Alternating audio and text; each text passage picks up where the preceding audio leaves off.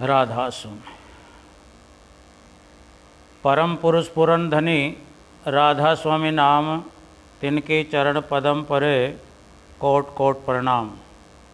राधा स्वामी दयाल की दया, राधा स्वामी सहाय। बेनती स्वामी जी महाराज। बार बार करूं बेनती राधा स्वामी जी आगे दया करो दाता मेरे चित चरणन लागे। जन्म जन्म रही ले मैं नहीं पाया काल कर्म के जाल में रही भोगत दा जगत जीव भर फिरे नित चारों ज्ञानी जोगे पिल हे सब मल के भाग जगा मेरा देखा मिले सतगुरु हे राधा स्वामी हम का मोहे वेद जन आए ऊंचे से ऊंचा ऐसे है वहाँ अधर ठिकाने बिना संत पावे नहीं श्रुत शब्द आने। राधा स्वामी नाम के मोहे महिमा सुनाए अनुराग जगाए के घर भाई साध संग कर रस मल पियाया प्रेम लगा गुरु चरण में मन नहीं आई। तड़प उठे वे रहो कैसे पिया घर दर्शन रस नित लहो गहे मल तीर आई। सुरत चढ़े आकाश में करे शब्द विल धाम धाम निर्गत चले पावे निज घर आशा यह आशा मेरे मन बसे रहे चित उदासा विनय सुनो कृपा करो दीजो चरण निवासा। तुम बिन कोई समय नहीं जैसे मांगो प्रेम धार भर करो खोलो व्रत खाना दीन दयाल दया करो मेरे समर्थ हमें शुक्र करो गावत रहो नित राधा स्वामी शुक्र करो गावत रहो नित राधा स्वामी। बार बार करते राधा स्वामी जी आगे दया करो दाता मेरे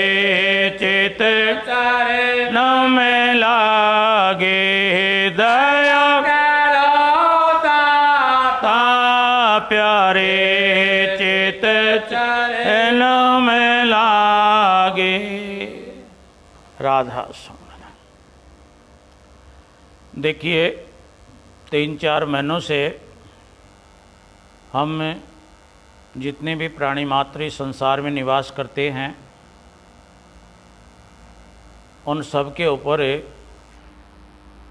एक ऐसी जो है लॉकडाउन व्यवस्था लागू हो गई थी, जिसके कारण हर इंसान अपने घरों में रहकर अपने मन के प्रत्येक ख्याल को कंट्रोल में करके अपनी सुख सुविधाओं को भूल करके और अपने घर में कैद रहा। अब 3-4 महीने के बाद में हमारी सरकारों के माध्यम से इस पूर्ण लॉकडाउन के अंदर कुछ परिवर्तन किया गया, कुछ बदलाव किया गया और कुछ चीज़ों को छोड़कर बाकी की चीज़ों के लिए हर इंसान को आज़ाद किया गया, खुला किया गया। इससे देखिए काफ़ी इंसानों को कुछ सुविधा मिली, कुछ शांति मिली, कुछ घुटन कम हुई, लेकिन फिर भी पूर्ण लॉकडाउन जो हटना चाहिए था वो नहीं हटा, आंशिक रूप में हटा। तो आंशिक रूप में भी लॉकडाउन रहने के बाद में हर इंसान जितना आज़ाद, जितना खुशी और जितनी जो है अपने आप को खुला महसूस करता है, उसमें अब भी कमियां चल रही हैं। इसका कारण क्या है? इसका कारण यही है मानव के अंदर जो आत्मा रहती है इसका स्वभाव ही कुछ ऐसा है कि ये पूर्ण रूप से स्वतंत्र रहना चाहती है, क्योंकि जब इस आत्मा का पिता परमात्मा वो भी आज़ाद पंछी है, वो भी स्वतंत्र है और वो भी बंधन रहित है और उसकी आत्मा, उसकी अंश ये आत्मा जो हर मानव के शरीर में बैठी हुई है, जब तक उस परमात्मा की तरह इस आत्मा को भी कोई बंधनों के अंदर अगर रखना चाहे, जकड़ना चाहे, तो ये अपने आप को खुशी महसूस नहीं करती है। हर वक्त ये अपने आप आपके ऊपर दबाव महसूस करती है और इसी दबाव के कारण आज ये आंशिक लॉकडाउन जो लग रहा है, चालू है, उसके अंदर भी जो हर इंसान के अंदर आत्मा है वो जितनी खिलनी चाहिए, खुश रहनी चाहिए, उतनी खुशी नज़र नहीं आती है। हालांकि ये काम इंसान सभी करने लग गया है कुछ चीज़ों को छोड़कर, लेकिन फिर भी ये आत्मा अपने आप को ऐसा मान रही है अब जैसे अभी मैं जो है कोई तालों के अंदर है, कोई सलाखों के अंदर है, बंद हों। तो ये भी कुछ दिनों के लिए रहेगा और इसके लिए पहले भी बताया था अब ये लागू करने का और इसको खोलने का किसी इंसान के हाथ का काम नहीं है, किसी मानव के द्वारा ये लगाया हुआ काम नहीं है। ये प्रकृति ऐसा बंदोबस्त रखती है। अब जिस प्रकार कोई भी इंसान अगर इस दृश्यमान संसार के अंदर गलत काम करता है, गलत खान पीन करता है, गलत अपनी शौक़ रखता है और गलत अपने इरादे मजबूत करता है, नाजायज़ किसी को परेशान करने की कोशिश करता है, तो देखिए इस दृश्यमान संसार में भी हमारे संविधान के अंदर ऐसी व्यवस्थाएं हैं, ऐसे अधिकारी नियुक्त हैं। अब जो इंसान जैसा कर्म करता है, बुरा कर्म करता है, उसको देखिए जेलों के अंदर सलाखों के पीछे भेज देता है। और जिसका जुर्म कम होता है उसको भी देखिए एक प्रकार से उसके चारों तरफ एक बंधन का एक बेड़ा डाल देता है, जिसके कारण ये कोर्ट कचहरियों के अंदर कितना भी ज़रूरी इसको काम हो, उन तमाम ज़रूरी कामों के अंदर न जाकर उसी जो है तारीख मुकदमा या जितने भी जो है ये पड़ती हैं कोर्ट कचहरियों का काम, उसमें इसको जाना ही जाना पड़ता है। तो वो भी एक प्रकार से बंदिश ही है। तो इस दृश्यमान संसार के अंदर ही देखिए भले बुरे कर्मों का लेखा जोखा हमारी आंखों के सामने हो रहा है। लेकिन अभी जो ये लॉकडाउन जो 3-4 महीने से शुरू हुआ है, ये भी संत महात्माओं के मुताबिक ये भी हमारी तमाम संसार में रहने वाले पूरी मानव जाति का प्रारब्ध के योग के बुरे कर्मों का नतीजा है। इसमें सभी आ गए, राजे आ गए, महाराजे आ गए, नेता आ गए, मंत्री आ गए, मुख्यमंत्री आ गया, और भी जो है राष्ट्रपति आ गया, सेठ आ गया, गरीब आ गया, जोगी झोंपड़ी में रहने वाला आ गया, महलों में रहने वाला आ गया। एक प्रकार से देखिए सारा साजबाज इसके पास है। कोई इसको जो है प्रत्यक्ष में इसको कोई बंदिश खाना नज़र नहीं आ रहा है। लेकिन इस लोक के अंदर, इस दृश्यमान लोक के अंदर भी देखिए कर्मों का लेखा जोखा को भरते भुगतते हम सभी ने जाना है, पहचाना है। आए दिन देखते हैं कोई जेलों में बंद है, कोई तारीखों में कोर्ट कचहरियों में चक्कर लगाता है, किसी के बंधन किया जाता है, वो जो है किसी नज़रअंदाज अपने आप को रखे, यानी तरह तरह के देखिए उपाय करता है। उसके कुकर्मों का, उसके बुरे कर्मों का फल यहाँ ये जो है दृश्यमान संसार में भी इसको भुगतना पड़ता है। लेकिन अभी ये लॉकडाउन जो लागू किया है हमारी सरकारों ने, तो इन सरकारों के अंदर भी देखिए सरकार कोई उड़ने फिरने वाली चीज़ नहीं है। यानी ये मानव जिसके जुम्मे जो है इस संसार का रख रखाव, इसकी चाल चलन, इसकी व्यवस्थाओं को कायम रखने के लिए जितने भी प्रतिनिधि जो है इस संसार ने चुने हैं, उन प्रतिनिधियों के समूह के नाम को ही हम जो है सरकार कहते हैं। तो उन तमाम जितने भी सरकारी अधिकारीगण हैं, नेतागण हैं, इन सब के अंदर भी वो ही प्रकृति रूपी परमात्मा यानी दिशा निर्देशन करता है, डायरेक्शन देता है। अब देखिए आप लोगों को ऐसा बर्ताव इस संसार के साथ में करना है, ऐसा आप लोग जो है किसी को गरीबी के अंदर बांटना है, किसी को धनाढ़ परिवार के अंदर बांटना है, किसी के परिवार को चयनित में लाना है, किसी को बीपीएल बनाना है, किसी को देखिए क्या करना, अलग अलग देखिए छटने के लिए इस प्रकृति ने उनके माध्यम से, यानी इसकी जो है अंदरूनी ये गोपनीय जो इसकी दंड देने की प्रक्रिया है इस दृश्यमान संसार में उस प्रकृति रूपी परमात्मा की तरफ से, तो इनके माध्यम से देखिए वो ही काम करती है।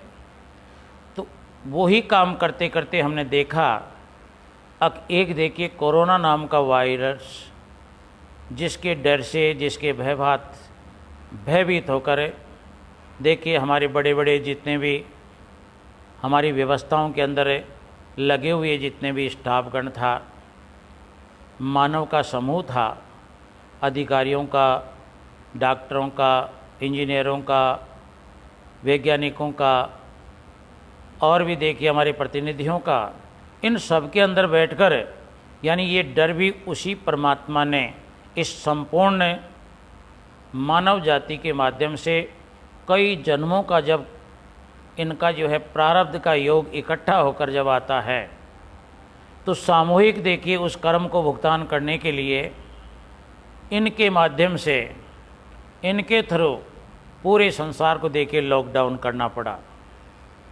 यानी लॉकडाउन का मतलब है हर इंसान की आज़ादी को देखिए छीना गया और काफ़ी जो है दुख पाने के बावजूद भी यानी ये हर इंसान लॉकडाउन के अंदर बंद रहा।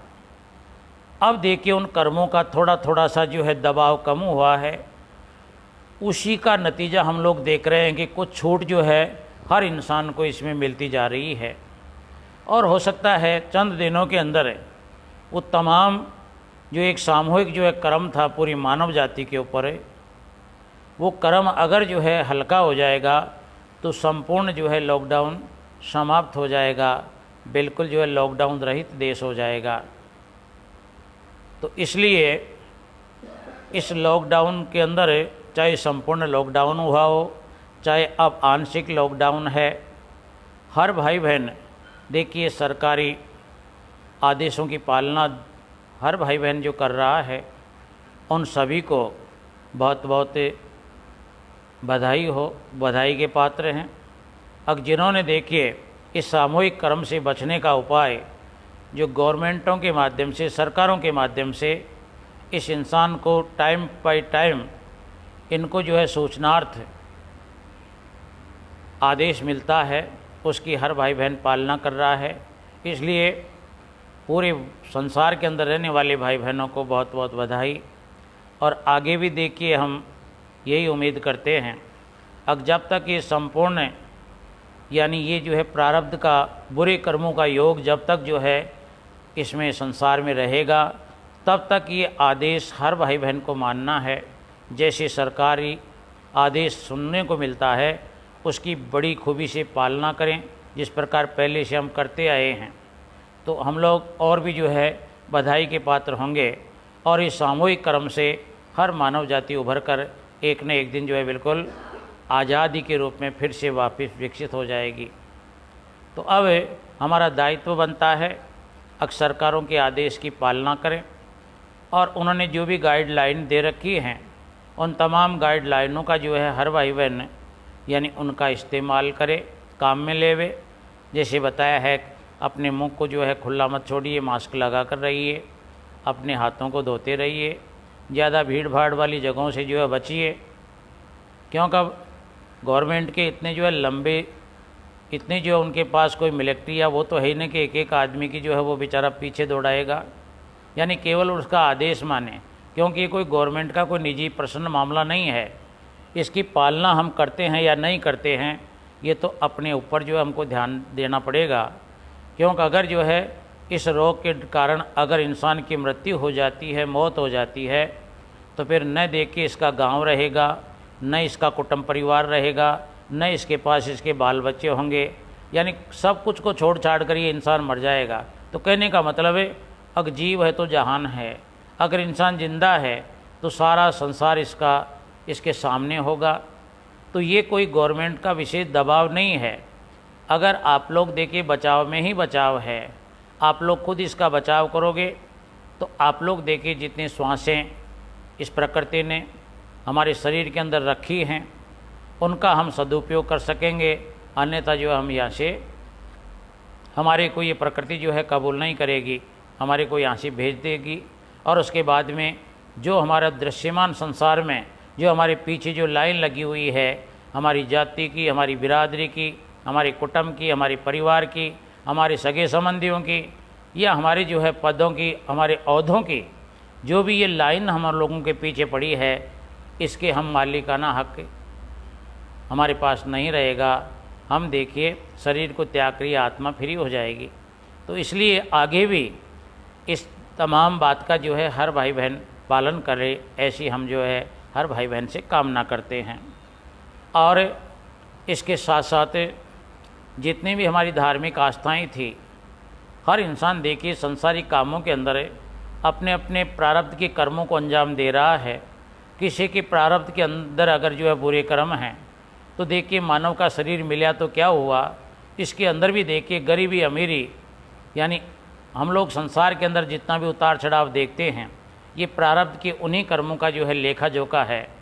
संसार के अंदर सब इंसान के पास में एक सरीका ही जो है बर्ताव है। प्रकृति एक तरह से देख के सबका पालन पोषण करती है। सारे अंग पतंग प्रकृति ने सबको साथ दिए हैं। सारा सामान यहाँ का यहीं पड़ा है। यानी जिस प्रकार एक बाज़ार के अंदर है, यानी एक छोटी सी छोटी चम्मच से लेकर बड़े से बड़े विशालकाय सामान का जो है भरपूर मात्रा में संचार होता है, लेकिन यानी वो तमाम सामान की खरीदारी कौन कर सकता है? जिसके पैसे जेब के अंदर पैसे हों।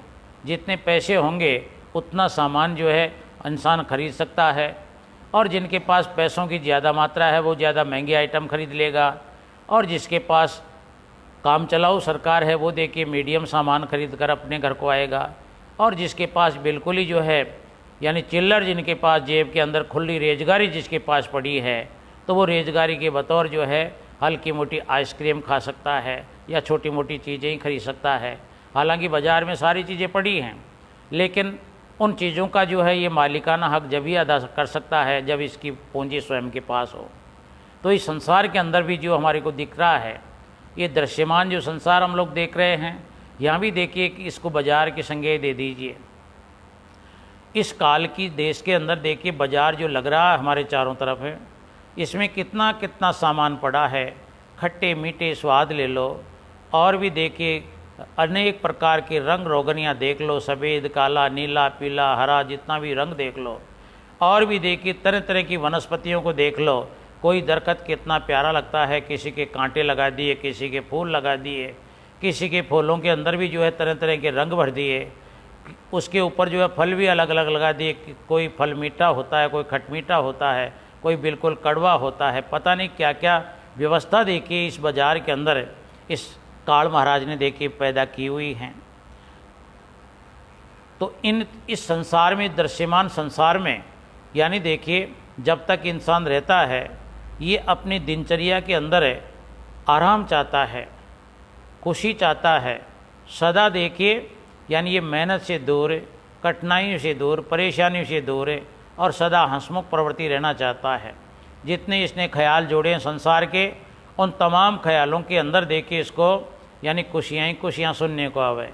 यानी देखिए पहले खुशी जब ये शरीर अपना स्वस्थ होगा तो देखिए आत्मा खुश होगी कि मेरा शरीर सही है। लेकिन अगर इसके जोड़ा बनता है, अगर जोड़े के अंदर जोड़ा बन गया और जोड़े के अंदर कुछ भी जो है थोड़ी सी हारी बीमारी का जो है प्रकोप हो गया, तो देखिए फिर देखिए वो इसकी खुशी जो है यानी वो जो है पूर्ण नहीं होती है, अधूरी हो जाती है। अगर संतान हो गई तो देखिए जब जोड़ा दोनों सही हैं और संतान के अंदर कोई हारी बीमारी आ गई तो फिर देखिए वो बिल्कुल कुम्हला जाता है इंसान, यानी पूर्ण रूप से वो खुशी नहीं होता है। अगर ये जो है सही हैं तो अपने आस पड़ोस के अंदर जो भी जिसको भी सुनता है, जिसको इसने अपना बना रखा है, कुटुंब परिवार यानी जितने भी इसके रिश्तेदार हैं, नाती हैं, सब जो है पूर्ण सुखी हों तो बात अलग है। लेकिन ऐसा जो है संभव नहीं है, क्योंकि इंसान का शरीर तो एक है, किसी भी जाति मजहब धर्म से कोई लेना देना नहीं है। हमारे पड़ोसियों के अंदर भी शरीर वही है जो हमारे पास में है, हमारे सगे संबंधियों के पास भी शरीर वही है जो हमारे पास में है, हमारे गांव वालों के पास में वो भी शरीर है जो हमारे पास में है। लेकिन उसके बाद में बताया है संतों ने, अग माई जाया सात पुत्र कर्म दिया बाँट चोट। यानी देखिए माता पिता की तरफ से प्रकृति ने सभी जो है इंसानों को एक जैसे सामान दिए हैं, लेकिन जन्म लेने के बाद में यानी ये प्रारब्ध की जो पूंजी लेकर आता है, भले बुरे कर्मों का जो है ये लेखा जोखा लेकर आता है। उस लेखे जोखे का जब से देखिए ये आत्मा के शरीर में धारण करती है, प्रवेश करती है, उसी टाइम से इसको कुछ लेना कुछ देना वहाँ से शुरू हो जाता है। आप लोगों ने देखा होगा, अब देखिए कोई गर्भ के अंदर भी कोई बॉडी तैयार होती है तो गर्भ के अंदर भी देखिए अगर माँ के साथ में उसके कोई कर्म जो है बाकी हैं तो गर्भ में पड़ते ही देखिए माँ को परेशान करना शुरू कर देता है। कोई गर्भ धारण करने वाली माता बहनों की तरफ ध्यान देना, यानी देखिए जब से गर्भ पड़ता है उस टाइम पर भी आने वाली संतान अगर जो है उसको दुख देने के लिए आई है तो बेचारी माँ को जो है हर वक्त हॉस्पिटलों की सहायता के लिए जो है जाना आना पड़ता है। कभी इंजेक्शन लगवाता है, कभी दवा लेती है, पता नहीं क्या क्या काम करती है। यानी वो भुगतान है माँ का। कभी जो है पेट में गैस्ट्रिक बन जाता है, कभी क्या हो जाता है, कभी खाने पीने से अरुचि हो जाती है, कभी अच्छा भोजन करने के बाद में उसको जो है उल्टी करनी पड़ती है। यानी कितना कितना देखिए क्या है। अब इसको हमने समझ तो लिया कि तो साधारण जो है रीति नीति है इस संसार की, लेकिन नहीं, संत महात्माओं ने इसको जो है बाकायदा जो है इसको गहराई से पहचाना है।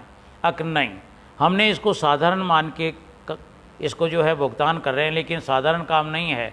ये लेखा जोखा यानी आने वाली जो संतान होगी वो देखिए उसका कोई माँ के साथ में अगर जो है लेना देना है और बाप के साथ में कुछ लेना देना है, तो देखिए उसके गर्भ के लिए कोई भी खराबी होगी, बेचारा बाप जो उसको रात हो, दिन हो, धूप हो, बरसात हो, कैसा भी मौसम हो, उसको जो है हॉस्पिटल घिसेगा। अगर कोई गांव वाला बोल दे कि मेरा जो है फलाना फलाना जो है कोई मेरा बीमार है, तो ये फटाफट जो है यानी भाई ने ढूंढ लेगा, अगर मेरे सिर में दर्द हो रहा है, मेरे को सर्दी लग रही है, मैं इस गर्मी में नहीं निकल सकता। लेकिन देखिए अगर वो बच्ची जो है माता पिता माँ के पेट में है, तो उसका जो अकदार जो उसका पिता बनने वाला है, देखिए वो जो है कितना भी कुछ भी हो, यानी कोई भी काम हो, उसको जो है जाना ही जाना पड़ता है। रात को बच्चा जब जो है रोता है या कोई दुख दर्द होता है, तो देखिए बेचारा दोनों जो है उसको लिए फिरते हैं। उसके बाद में यानी माँ के साथ में संतान का देखिए कितना जो है यानी कर्म लदा हुआ है। अब सर्दी के दिनों के अंदर भी वो बच्चा जो है अपने गीले कपड़े कर देता है, मलमूत्र त्याग देता है। बेचारी माँ जो है, पिता को पता नहीं है, लेकिन माँ जो है पूरी जो है सर्दी की रातों के अंदर भी जो उसको सूखे में करेगी, आप गीले में सोएगी। तो कहने का मतलब उसका नींद हराम हो गई बेचारी की। यानी उसने तो सोचा था कि मेरे बच्चा पैदा होगा, मेरा नाम रोशन करेगा, लेकिन पता नहीं रोशन कब करेगा, वो तो पहले ही जो है गीले वस्त्र कर रहा है। यानी देख लें उसका जो है वहाँ से ही शुरू हो गया। यानी जो बाकी था, यानी जो दुख देना था अपनी माँ को, जो पहले माँ के माध्यम से उसको दिया हुआ था, उसकी अदायगी देखिए वहाँ से ही शुरू कर देता है। तो ये जो है ठेठ से ठेठ तक देखिए उसके साथ में बेचारे को जन्म ले लिया। पहले देखिए इसको वजन शरीर के अंदर बना है, जापे के टाइम पर जब जनता है उस टाइम पर कितना कष्ट तकलीफ़ होती होगी वो ही जाने। उसके बाद में भी आराम नहीं है, यानी जब तक 2-3 साल का बच्चा नहीं होगा तब तक देखिए उसके मलमूत्र में बेचारी रोज़ जो है हाथ डालती है। कौन आदमी होगा जो गंदगी के अंदर देखिए हाथ डालेगा, गंदगी से गंदगी हाथ से गंदगी को दूर करेगा। लेकिन माँ के साथ में उसका ऐसा ही लगाव है। प्रारब्ध के अंदर देखिए माँ का और उस संतान का जो है कोई कर्मों का रिश्ता है, जिसके कारण देखिए वो लेटरिन बाथरूम करेगा और माँ बेचारी बिना जो है नाक चढ़ाए, यानी चाहे ठंडा पानी हो चाहे गर्म पानी हो, उसको जो है साफ करना ही करना पड़ेगा। अब बेचारी न करे तो फिर करे कौन, और करना भी पड़ेगा क्योंकि वो कर्म कोई लेखा जोखा पहले था। और जब वो पैदा होता है खुशी कितनी होती होगी माता पिता को, अब मेरे बच्चा हुआ, मेरा नाम रोशन करेगा। लेकिन रोशन पता नहीं कब करेगा। पहले तो देखिए गंदगी के अंदर हाथ तो इसने डलवा दिए। इसकी नींद जो बेचारी जो है 5-6 घंटे आराम से सोती थी, वो नींद भी खराब कर दी। कभी रोता रहता, कभी चिल्लाता रहता, बस ऐसे वो टाइम गया। उसके बाद में भी देखिए उसके लिए नहाना धोना स्नान कराना, फिर स्कूल के लिए उसको तैयारी करना, बेचारी जो है कुछ भी करती है। पहले उसका जो है गर्म नाश्ता तैयार करती है, उसके लिए टिफ़िन तैयार करती है। और आप चाहे जो है रात की खाना खा ले, रात की सब्जी खा ले, लेकिन उसके लिए बेचारी कितनी मेहनत कर रही है। तो कहने का मतलब है सारी ज़िंदगी जब तक वो वयस्क नहीं हो जाता तब तक माँ का उसके साथ में लगाव होता है। जब वो बड़ा हो जाता है, वयस्क हो जाता है, उसके बाद में तो जो है फिर वो जो रिटर्न करना चाहिए था, वो रिटर्न वाला मामला तो ख़त्म हो गया। जो देना था दुख दर्द का, जो जितना भी जो है प्रारब्ध का लेखा जोखा था, उसने पूरा कर दिया। अब तो बराबर की गिनती हो गई। यानी बराबर की गिनती होने के बाद में अब उसका कोई लेना देना नहीं है। तो वो बेटा और जो है वो अलग, बेटा बेटी अलग, माँ बाप अलग, बेचारों को कौन पूछता है। क्योंकि अब जो है वो कर्म, वो पहले वाला जो जन्मों का कर्म था उसका चुकारा हो गया। अगर फिर भी बाकी है तो अलग अलग रहते हुए भी देखिए फिर भी जो है वो उसको जो है दुख देते रहेंगे। तो कहने का मतलब है इस संसार के अंदर ये आत्मा अगर है शरीर के अंदर, तो ये कशी भी जो है अपनी संतान का समझ लो, अपने कुटुंब परिवार की तरफ से समझ लो, किसी भी जो है रिश्ते नाता जो भी बना लिया, किसी को भी ये दुख देखना नहीं चाहती है, दुख की अवस्था में नहीं देखना चाहती है। अब जब 5 अंगुलियां अलग अलग हैं तो इस पूरा संसार के अंदर देखिए सभी खुशियाँ इसको देखने में कहाँ मिलेंगी। अगर ये खुद सही है तो इसके सगे संबंधियों में कोई अर्गी पड़ गई, सगे संबंधी सही हैं तो इसके ससुराल वालों में कुछ जो है बिखा पड़ गया। यानी कहने का मतलब है जिधर नज़र डालता है वहाँ देखिए कुछ न कुछ कमियाँ ही कमियाँ आएंगी। तो कमियाँ ही कमियाँ नज़र आने से ये आत्मा हर वक्त देखिए इस संसार में सब कुछ होते हुए भी कैसे रहती है? अग जैसे परघर पावना रहे उठाए चित्त, यानी उठाए चित्त की तरह रहती है ये आत्मा। यानी ये सब कुछ होते हुए भी, यानी कभी देखिए इसके पास सब कुछ है, लेकिन जो है इसके बिरादरी के अंदर कोई कमी चल रही है, उसकी सोच में चली जाएगी। कोई सगे संबंधियों में कोई बीमार है तो उसके ख्याल इसके मंडराते रहेंगे। यानी कहीं से भी कोई दूर का रिश्ता भी अगर परेशान है तो भी ये कुमलाती रहेगी। तो कहने का मतलब है कि जिस प्रकार यानी ये आत्मा, हर इंसान के अंदर रहने वाली आत्मा, जितनी इसकी भाग दौड़ है, जितनी इसकी पहुँच है, जितनी इसकी जान पहचान है, सभी जगह जो है बिल्कुल नहीं खिलती नजर आवें तो ये आत्मा मुरझाई हुई रहती है। इसी प्रकार ये आंशिक लॉकडाउन जो लग रहा है भी, इसके अंदर भी आत्मा जो है पूर्ण सुखी नहीं है। अब भी देखिए इसको ऐसे डर लग रहा है, अब जिस प्रकार दूध का जला हुआ छाछ को भी फूंक फूंक कर पीता है, इसी प्रकार आज जो है हर इंसान की हालतें यही चल रही है। घर से निकलने के पहले इसको आता है कि मैं जो है मुंह को बंद कर लूँ, पता नहीं यहाँ कोई कोरोना घुस जाए। कहीं भी जाने की कोशिश करता है तो जाने से पहले इसके हाव भाव जो है नकारात्मक हो जाते हैं। अब मैं कैसे चलूँगा, कोई भला बुरा तो नहीं बोलेगा। और जहाँ चला गया वहाँ जाने के बाद में जिसके ये गया है वो बेचारा खुश नहीं है, वो ये देखता है कि ये कब जाएगा यहाँ से। यानी ये क्या है? ये वही कर्मों का सिलसिला अभी जो है शुरू है। यानी कुछ कुछ जो है ज़्यादातर जो है इसका अंबार जाता रहा, लेकिन अब भी जो है रहे सहे कर्मों का इंसान जो है पता नहीं कितने दिन और इसको जो है अभी भुगतना पड़ेगा। कितने दिनों तक अब भी जो है इस मन को जो है इसको बंधन में रखना ही रखना पड़ेगा। मन की जो है लगाम लगा कर ही इसको रखना पड़ेगा, क्योंकि ये मन जो है अगर खुशी नहीं है तो आत्मा भी जो है खुशी नहीं होगी। ये तो इसके पीछे है। तो ये मनीराम ये देखिए दुनिया भर में भागना दौड़ना चाहता है, तरह तरह की चीज़ खाना चाहता है, तमह तमह के भले बुरे कर्म करने के लिए जो है ये भागता फिरता है। तो जब तक इसको आज़ादी नहीं होगी, यानी वैसे तो जो है मन आज़ाद हो जाएगा, तो भी आत्मा देखिए फिर ये मनीराम जहाँ पर जितनी जगह बंधा हुआ है वहाँ से अगर इसको रिप्लाई में खुशी नहीं मिलती है तो फिर भी ये मनीराम यानी फिर भी खुश नहीं होगा। तो जब मनीराम खुश नहीं होगा तो इसके पीछे रहने वाली, पर्दे के पीछे रहने वाली, पर्दे के पीछे रहकर इसको मन को जो है शक्ति देने वाली वो आत्मा कैसे खुश रह सकती है? तो कहने का मतलब दोनों के अंदर भीखा पड़ गया। इस दृश्यमान संसार में लॉकडाउन के कारण मन व्याकुल है, और मन व्याकुल है तो हमारी आत्मा भी देखिए एक प्रकार से कुमलाहट लिए हुए है। आत्मा भी पूर्ण रूप से यानी इसको वो नहीं है। अब सवाल पैदा ये होता है अब क्या कारण है अब इस लॉकडाउन के अंदर मन जो है थोड़ी यानी बंदिश मान रहा है। इसका मतलब ये है अब मन जो है एक भंवरे की तरह है। भंवरा आप लोगों ने देखा होगा जो फूलों के ऊपर उड़ता है, कभी इस फूल पर, कभी उस फल पर, कभी उस फूल पर, यानी फूलों की जो है अलग अलग महक लेता है, उनका रस लेता है। जब तक देखिए दिन भर वो भंवरा जो है फूलों के ऊपर महक नहीं लेता रहेगा, जब तक देखिए वो अपनी खुराक पूरी नहीं मानता है। इसी प्रकार ये मन भी उस भंवरे की तरह है। ये भंवरा, मन रूपी भंवरा, ये देखिए हमारी ज्ञान इंद्रियों के माध्यम से, कर्म इंद्रियों के माध्यम से और दुनिया भर का जितना भी जो है संसार के आनंद है, उन आनंदों को ये चूसता है उस भंवरे की तरह। यानी देखना एक चीज़ के वास्ते नहीं तड़प रहा है ये मन।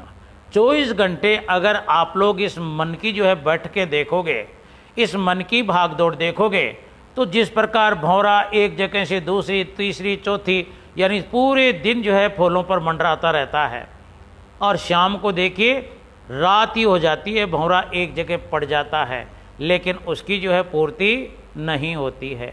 इसी प्रकार हमारा मन भी यानी सुबह से लेकर शाम तक ये खूब जो है दिन भर कहीं का कहीं जाता रहता है। कहीं कौन से लोभ के कारण गया, कभी किसी लालच के कारण गया, कभी किसी स्वाद के लेने के लिए गया, कभी किसी मान मनवार के लिए गया, कभी इसका जो है मान हो जहाँ गया, यानी पता नहीं कठोर से कठोर इसने काम भी किया। तो वो फूलों की तरह देखिए मन जो है भंवरे की तरह ये चारों तरफ भंडाता रहता है। और इन सब के अंदर ये जिस प्रकार भंवरा एक फूल पर बैठकर दूसरे पर बैठेगा, तीसरे पर बैठेगा, लेकिन फिर भी उसके अंदर से विचार होता है कि मेरी पूर्ति नहीं हुई, मेरे को और फूलों के ऊपर बैठना है।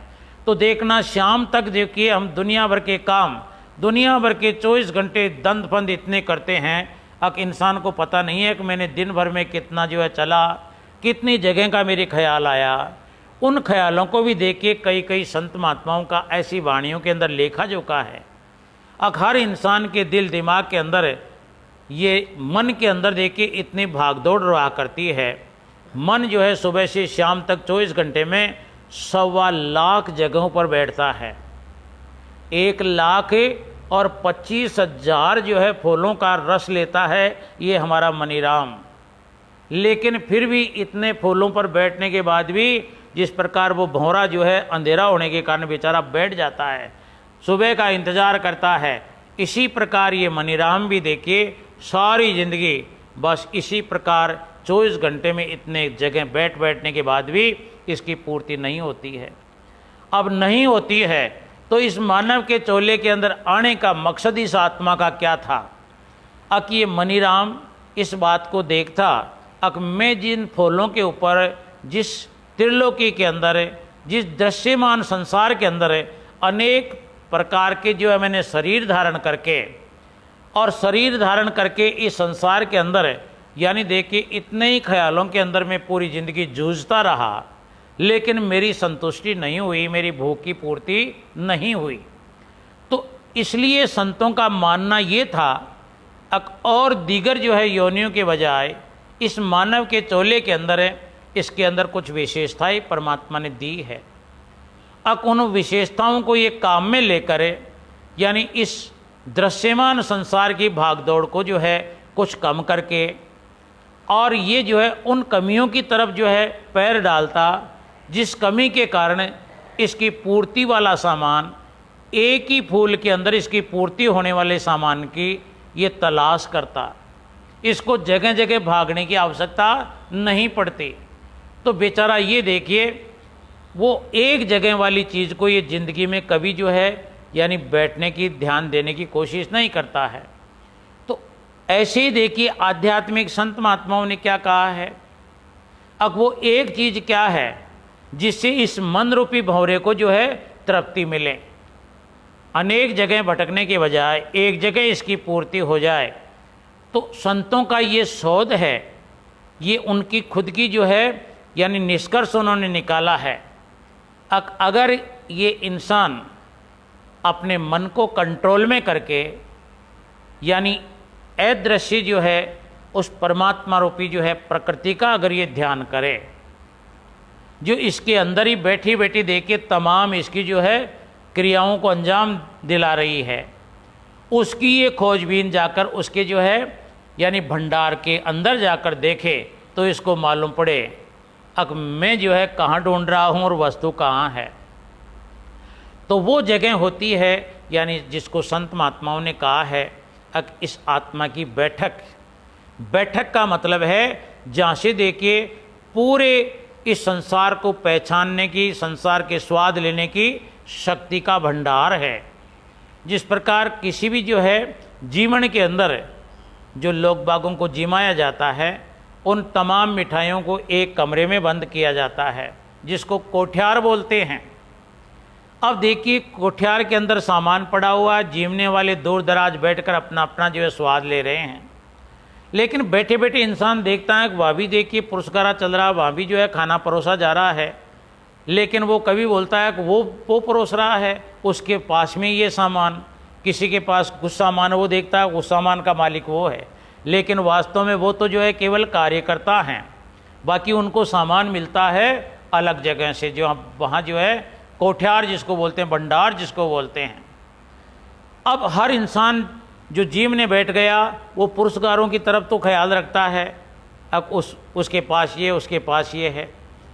अब अगर जे कि वो इंसान को मालूम पड़े अब ये तो बेचारी जो है यानी सर्विसमैन है, सेवा करने वाले हैं, बाकी ये माल तो जो है उधर कोठ्यार में पड़ा है, उनको ये मालूम पड़ जाए तो फिर देखिए उनको संतुष्टि हो जाएगी, फिर वो उधर देखेंगे। अब कोई भी चीज़ की कमी है तो वहाँ से फटाफट डायरेक्ट मंगा सकते हैं। तो इसी प्रकार संतों ने इसका शोध किया है। शोध करने के बाद में इसको बताया है, अब दोनों आँखों के बीच के अंदर है, यानी जिसको तीसरा तिल बोलते हैं, इस तीसरे तिल का देखिए इस आत्मा का चेतनता का भंडार रखा हुआ है। यानी आत्मा का जो चेतनता है, इसमें जो शक्ति है, करंट है, पावर है, वो देखिए दोनों आँखों के बीच में इसका जो है असली ट्रांसफार्मर है, असली खजाना है। यहाँ से देखिए तमाम यानी सप्लाई यहाँ से होती है। अगर हमारे देखिए पैर का अंगूठा भी हम लोग हिलाने की कोशिश करेंगे तो उसके लिए भी शक्ति इसी जो है कोट्यार से जाएगी। अगर किसी पैर को हम उठाकर आगे रखने की कोशिश करेंगे तो उसकी शक्ति भी इसी कोठ्यार से जाएगी, यानी करंट यहाँ से जाएगा।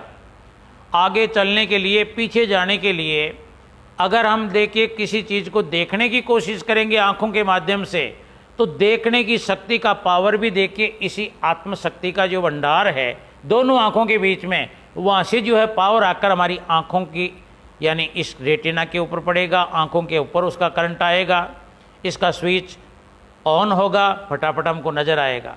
इसी प्रकार हमारे कानों के अंदर भी यानी इसी आत्मा की चेतनता शक्ति का करंट आएगा, जब हमको हर चीज़ सुनाई देगी। इसी चेतनता की शक्ति देखिए हमारी जबान पर क्रिया करेगी, जब ही हमको खट्टे मीठे चरपरे का ज्ञान पड़ेगा। अगर ये संबंध जो हट जाता है, आप लोगों ने देखा होगा जीता हुआ इंसान तमाम काम देके यहाँ से जुड़ा हुआ है। अगर यहाँ की शक्ति, चेतनता की शक्ति यानी आत्मिक शक्ति यहाँ से जो है नष्ट हो जाती है, यहाँ से हट जाती है, तो देखना आंखें भी यहाँ खुली की खुली पड़ी हैं। लेकिन खुली पड़ी होने के बाद भी देखिए मोटे मोटे जब इंसान की मौत हो जाती है, इसके ऊपर बड़े बड़े लठ रखते हैं, तो भी देखिए देखता देखता भी ये नहीं मना करता है कि मेरे ऊपर ये मत रखो। कानों से सुनता है कब इसकी आग लगाओ जी। अगर इसमें चेतनता की शक्ति होती तो कान सुनते और उन बातों को सुनकर वो मुर्दा भी उठकर भाग जाता, लेकिन वो शक्ति है ही नहीं, यानी वो बिल्कुल लोप हो गया। यानी वो ऑफिस बिल्कुल आत्मा की चेतनता की शक्ति थी, वहाँ से जो है जा चुकी। उसके बाद में ये शरीर पड़ा रह गया। कैसे पड़ा रह गया? कच्चे हंसा निकल गया काया से खाली और पड़ी रहेगी तस्वीर। ये तो तस्वीर है, इस तस्वीर को शक्ति देने वाली आत्मिक शक्ति है जो हमारे अंदर बैठी हुई है। तो ये मनीराम जब तक देखिए संसार से संतुष्टि प्राप्त नहीं कर लेता, तब तक देखिए ये आत्मा भी कभी जो है इसको चैन में अपने आप को नहीं मानती है। अब इसका काम जो है निर्धारण करना था इसको, यानी मानव का चोला मिला था, तो ये मनीराम तरह तरह के देखिए भांति भांति के फूलों के अंदर जो आनंद ढूंढता फिरता है, ये थोड़े दिनों के अंदर इस संसार को जो है परख लेता, क्योंकि इसके पास विद्या है, बुद्धि है, आज़ादी है, इसका शरीर ही ऐसा है। तो उसके माध्यम से इस संसार को ये परख लेता। अब ये तो थोड़ा थोड़ा सामान जो है, इसको थोड़ी खुशी है, बाकी दुख ज़्यादा है, और वो खुशी जो है चंद मिनटों की, चंद सेकंडों की होती है। सदा कोई भी सामान इसके पास रहने वाला नहीं है। तो ये धीरे धीरे देके तमाम इस क्लास को पास कर लेता। जिस प्रकार पढ़ने वाला बच्चा 5वीं, 7वीं, 4थी क्लास में पढ़ता है, उन तमाम 4थी, 5वीं की क्लासों का जब इसको ज्ञान हो जाता है तो फटाफट फिर उसको जो है उस क्लास की किताबों को पढ़ने की आवश्यकता नहीं है, परीक्षा दी और आगे की क्लास में उसको जो है एडमिशन लेना पड़ता है। लेकिन कब? जब 4थी क्लास को ये पास करने की जो है विद्या हासिल कर लेता है, जब देखिए इसकी क्लास बदलती है। तो इसी प्रकार ये मन जो इस दृश्यमान संसार के आनंद लेने में मशगूल है, अपनी इंद्रियों के माध्यम से इस संसार का जो है आनंद लेने की ठान रखी है, जब तक इस आनंद का इसको जो है पूर्ण विराम नहीं लगाएगा, अब इसमें जो है इस संसार को ऐसे समझेगा अब ये संसार, इसमें नहीं कुछ सार है थोथा, ये तो बनावटी है, ये तो काल्पनिक है, इसमें वो ओरिजिनल सामान नहीं है। ये जब इसको पढ़ लेगा, इस दृश्यमान संसार के अंदर इसको इतना ज्ञान मिल जाएगा, उसके बाद में इसकी क्लास बदलेगी। क्लास बदलने का मतलब है अब ये आनंद लेने के लिए पहले मनीराम इस संसार की तरफ भगता था, लेकिन जब इस संसार के तमाम इस रहस्य को ये जान लेगा, उसके बाद में ये परमात्मा की तरफ मुड़ेगा। हम लोग जितने भी संसार में रहने वाले भाई बहन हैं, चाहे कोई बाहरमुखी उपासना हो, चाहे कोई कर्मकांड हो, वो कौन लोग हैं जो देखिए मंदिरों में जाते हैं, मस्जिदों में जाते हैं, गुरुद्वारों में जाते हैं? वो कौन से लोग हैं जिन्होंने कुछ कुछ जो है इस दृश्यमान का, इस संसार का कुछ कुछ जो है तजुर्बा हासिल किया है? बाकी तो रापट रोड है दुनिया, तो यानी दुनिया तो रापट रोड है, वो तो अंधेरी नगरी चौपट राजा है आम दुनिया। तो चाहे जो है विद्या बुद्धि कुछ भी हो जाए, बड़े बड़े ओहदे मिल जाएं, बड़े बड़े जो है उसको जो है पैसे टकों का ये धन्ना सेठ बन जाए, लेकिन संत महात्माओं की नज़रों के अंदर है, यानी उसकी ट्रेड नीचे है।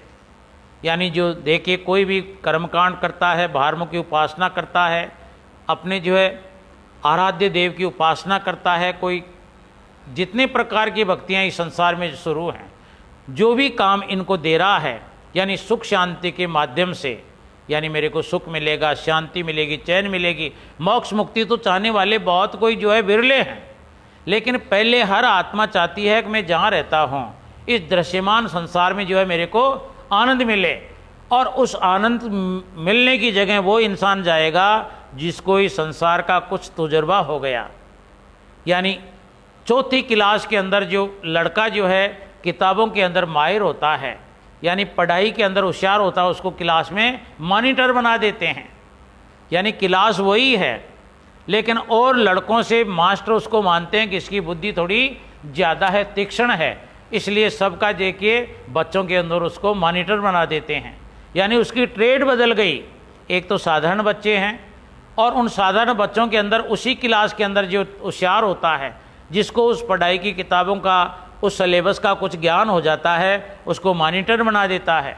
तो पहले देखिए ये मन इस संसार में जो है भागता डोलता है, तब तक तो ये साधारण जो है विद्या अध्ययन करने वाला ही है। ये भी खा लूँ, ये भी पहन लूँ, वहाँ जाया हूँ, ये जाया हूँ, यानी ये भागता फिरता है। और जब इसको देखिए इस संसार का ज्ञान हो जाएगा, अब ये संसार तो देखिए है तो सब कुछ, लेकिन ये तो बनावटी है, थोड़े दिनों की खुशी देने वाला है, उसके बाद में दुख आने वाला है। तो इसलिए इतने जिसके हाव भाव बन गए, उसका देखिए अपने आप ही जो ट्रेड बदलती है। और ट्रेड बदलने का मतलब है जितने भी बाहरमुखी उपासना कर्मकांड संसार में जारी हैं, अलग अलग मजहबों में, अलग अलग धर्मों में जो भी कर्मकांड हैं, उनके अंदर वो लोग जो है मॉनिटर की तरह उनका ट्रेड थोड़ा बड़ा हो जाता है। अब मॉनिटर भी बन गया, ट्रेड बड़ी हो गई, लेकिन फिर भी वो जानता है जब तक मैं इस मेरे चौथी क्लास या पाँचवीं क्लास की पूरी किताबों का देखिए मैं नॉलेज प्राप्त नहीं कर लूँगा, तब तक मेरी ये क्लास नहीं बदलेगी। तो वो और ज़्यादा अध्ययन करेगा, तो तमाम जो है वहाँ के जो है प्रश्न उत्तर सबको जो याद करता है। तो जब परीक्षा लगती है उस टाइम पर देखिए वो सिलेबस थैला पार्टी जो है दूर रह जाता है, और वो देखिए जितनी ज़िंदगी भर पढ़ा, यानी साल भर जो पढ़ा, उसको इसने गुना, और गुनने के बाद में बिना देखे इसने उत्तर लिखा। उत्तर लिखने के बाद में देखिए उस इंसान को जब परीक्षा का परिणाम बनता है, उसको बदल दिया जाता है, तू भैया चौथी क्लास का पूर्ण ज्ञानी बन गया, अब तो अगली क्लास में चाल। तो इसी प्रकार संत महात्माओं ने इस मन को भी बताया है कि ये मन इस मानव के चोले के अंदर आकर है, यानी भेड़ बकरियों की तरह खाना पीना, पैरना, ओढ़ना, बाल बच्चे पैदा करना, अगर यही काम करता रहा तो इसकी ट्रेड नहीं बदलेगी। ट्रेड का मतलब है कि जन्म मरण की फांसी इसके गले में से नहीं निकलेगी। तो ये फांसी कब निकलेगी? अब जब देखिए ट्रेड बदलेगा। ट्रेड बदलने का मतलब इस दृश्यमान संसार में कुछ ऊपर चढ़ेगा, ऊपर पेड़ी आएगा, तो पहले इसके धार्मिक विचारधारा उत्पन्न होगी। अब अगर जो है इसको ज्ञानपूर्ण ज्ञान नहीं है, तब तक देखिए उन कामों को अंजाम देता है। देखना, अब जब तक कन्या रहे कंवारी, जब तक कन्या रहे कंवारी, नहीं पति का ब्योरा जी, 8 पहर रहे आलस में, खेले खेले गनेरा जी। यानी देखिए ट्रेड तो बदल गई, लेकिन जब तक देखिए बच्ची जिसको जो है पूर्ण ज्ञान नहीं है, अब मेरी शादी होगी, मेरे दूल्हा आएगा, मैं दुल्हन बनूंगी, फिर ससुराल जाऊंगी, लेकिन फिर भी गृहस्थी के तमाम कामों को छोड़कर 16 दिन जो गणगौर पूजने का टाइम दे रखा है इस भारतवर्ष के अंदर शुरू है, तो वो बच्ची देख के अनेक प्रकार के खिलौनों को जो है ईसर गणगौर के जोड़े बना बना कर उनको पूजती है। अब देखिए जब पूजते पूजते उसको जो है 16 दिन में परिपूर्ण हो जाता है। अब मैं जिस ईश्वर को पूजती हूँ, जिस गणगौर को पूजती हूँ, वो तो देखिए जगह की जगह ही उबा है, न तो वो अपने आप खाना सीखता है। 16 दिन के अंदर तो बच्चे के मुंह के अंदर भी थोड़ा थोड़ा चम्मच से अगर दूध की प्रैक्टिस करे तो वो दूध तो पीना शुरू करे। लेकिन 16 दिन उसने देखे भाई राम ने काफ़ी मेहनत की, उसको रोज़ जो है नहलाया धुलाया, पानी के लोटे कहीं से कहीं भरकर बेचारी उस पर डालती है। लेकिन 16 दिन में एक दिन भी उसने कभी भी अपने सिर पर अपने आप लोटा नहीं डाला। तो बच्ची धीरे धीरे देखती है कि मैं कोई काम जो है रास्ता तो मैंने ढूंढा था, लेकिन ये रास्ता भी सही नहीं है। रोज़ इसको जो है सुबह शाम जो है बेचारी खिलाती है, गणगौर को खिलाती है, ईश्वर को खिलाती है, लेकिन वो खिलाते खिलाते कभी जो है अपने हाथ से एक ग्रास भी नहीं ले। तो 16 दिन के अंदर वो भाई राम यानी उस ईश्वर गणगौर की पूजा से जो है थोड़ी सी उसके विचार अलग फट जाते हैं। अब ये भी कोई बनावटी सामान है। अब बनावटी सामान कर दी तो इसकी ट्रेड जो है यानी वो बाहरमुखी जो इसकी दूसरी जो लाइन बनी थी वो भी धीरे धीरे शांत हो जाती है और इसकी रिसर्च चालू है। तो इस चालू रिसर्च के अंदर देखिए माता पिता इसकी शादी करके इसकी जो है दूल्हा दुल्हन का जोड़ा बना देते हैं।